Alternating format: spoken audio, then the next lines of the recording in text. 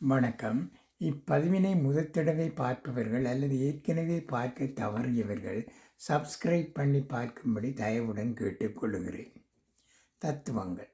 கஷ்டத்தில் சிரித்தேன் கஷ்டம் குறையவில்லை, கவலையில் சிரித்தேன் கவலை குறையவில்லை, அழுகையில் சிரித்தேன் அழுகை குறையவில்லை, ஏமாற்றத்தில் சிரித்தேன் ஏமாற்றம் குறையவில்லை, இன்னும் சிரிக்கிறேன் சிரித்து கொண்டே இருக்கிறேன். ஒரு நாள் என் கஷ்டம் கவலை அழுகை ஏமாற்றம் இதெல்லாம் குறையும் என்ற நம்பிக்கையில். விலகியிருக்க பலப்படுத்திக் கொள்ளுங்கள், இல்லையெனில் விலைமதிப்பற்றதாகிவிடும் உங்கள் அன்பு.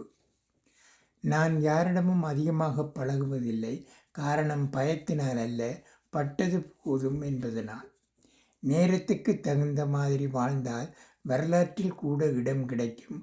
ஆனால் நேர்மை தவறாமல் வாழ்ந்தாலோ பழைய சோற்றில் கூட பங்கு கிடைக்காது. நன்றி, வணக்கம்.